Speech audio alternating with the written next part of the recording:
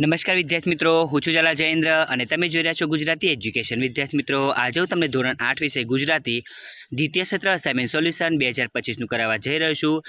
વિદ્યાર્થી મિત્રો, અગાઉના વિડીયોમાં આપણે પ્રશ્ન 1 અ અને બ નું સંપૂર્ણ સોલ્યુશન જોઈ ચૂક્યા છીએ.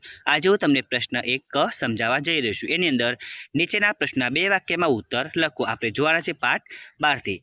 પ્રશ્ન છે, નવા વર્ષે લીધેલા સંકલ્પો ટકી રહે છે ખરા? શા માટે? જવાબમાં, નવા વર્ષે લીધેલા સંકલ્પો ટકી રહેતા નથી, કારણ કે બેસતા વર્ષના દિવસે લોકો ઉત્સાહમાં આવીને સંકલ્પો કરે છે, પણ એ શબ્દ રચના હરીફાઈના અડધા ભરાયેલા વ્યૂહની જેમ એમને એમ પડ્યા રહે છે. પાઠ 14 એમાં પહેલો પ્રશ્ન છે, નિખિલ રાયને અંજનની કેવી પ્રવૃત્તિઓ ગમતી નથી? જવાબમાં, અંજન એક દિવસ બારીના કાચ ભાંગે છે, તો બીજે દિવસે બાટલી તોડે છે. આજે શાહી ઢોરી અને કપડાં બગાડ્યા અને આખા ઘરમાં ડાઘા પાડ્યા. નિખિલ રાયને અંજનની આ બધી પ્રવૃત્તિઓ ગમતી નથી. બીજો પ્રશ્ન, કંકાસથી કંટાળી ગયેલો અંજન શું વિચારે છે? કંકાસથી કંટાળી ગયેલો અંજન વિચારે છે કે તે હસતો નથી એટલે માં રડ્યા કરે છે, તે બોલતો નથી એટલે બહેન ગમગીન બને છે, પણ તે શું કરે? તેનો આનંદ મરી ગયો છે, જાણે ચેતન જ તું રહ્યું. પાઠ 15 એમાં પહેલો પ્રશ્ન, વલ્લભભાઈનો સ્વભાવ કેવો હતો? વલ્લભભાઈ સ્વભાવે કઠક હતા, તેઓ આખા બોલા હતા. તેમનો સ્વભાવ નારિયેળ જેવો ઉપરથી કઠણ અને બળછટ પણ અંદરથી મીઠો અને કોમળ હતો. બીજો પ્રશ્ન, રજવાડાના વિલીનીકરણની યોજનાને લેખક કપરી શા માટે ગણાવે છે? ભારતમાં અનેક નાના મોટા રજવાડાઓ હતા. આ રજવાડાના રાજાઓ પોતાની રીતે સ્વતંત્ર રહેવાના મનસૂબા ઘડતા હતા. તેઓ પોતાના રજવાડા છોડવા તૈયાર નહોતા.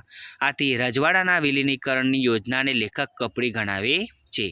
પાઠ 17 એમાં પહેલો પ્રશ્ન છે, જગમોહન દાસના કુટુંબમાં કુલ કેટલા સભ્યો હતા? કયા કયા? જગમોહન દાસના કુટુંબમાં કુલ 8 સભ્યો હતા. જગમોહન દાસ, તેમના પત્ની પાર્વતીબહેન, વૃદ્ધ પિતા દયાળજીભાઈ, 26 વર્ષનો પુત્ર સુમોહન, પુત્રવધુ ઉત્પલા, તેમના 2 બાળકો મિલન તથા મૃણાલ અને તેમની 16 વર્ષની પુત્રી પ્રીતિ હતી. બીજો પ્રશ્ન, માણસના સ્વભાવમાં સમતુલા અને ઉદારતાનું નિરીક્ષણ ક્યારે કરવું જોઈએ? માણસના જીવનમાં જ્યારે આફતો આવી પડે છે ત્યારે એને પાઈના હિસાબ ઉપર દિવસો ખેંચવાના હોય છે. આવી વખતે એના સ્વભાવમાં કેટલી સમતુલા અને ઉદારતા રહે છે એનું નિરીક્ષણ કરવું જોઈએ.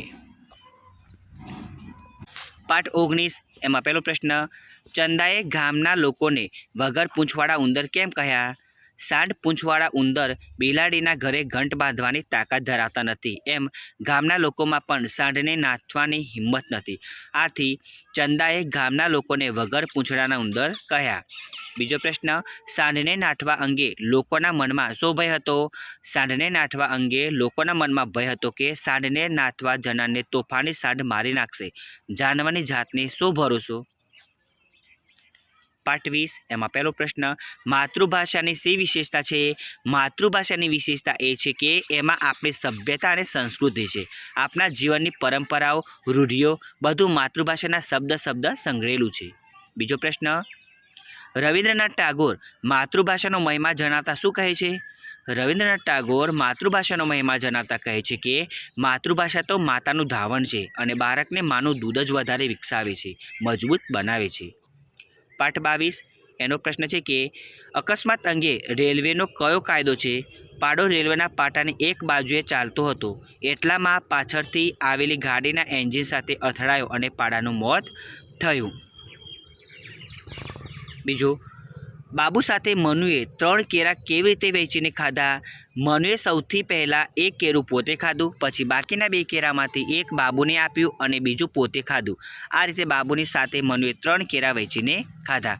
હવે પૂરક વાચન એની અંદર પાઠ 5નો પ્રશ્ન છે કે જે મરતાવડા ન હોય તેમને અતડાપણું દૂર કરવા માટે શું કરવું જોઈએ? તો જવાબમાં, જે મરતાવડા ન હોય તેને પોતે સમજનો એક અંશ છે એમ વિચારવું જોઈએ. પોતાનું અતડાપણું દૂર કરવા માટે તેને પોતાના વર્તન અને વ્યવહાર એક વ્યક્તિને શોભે તેવા રાખવા જોઈએ.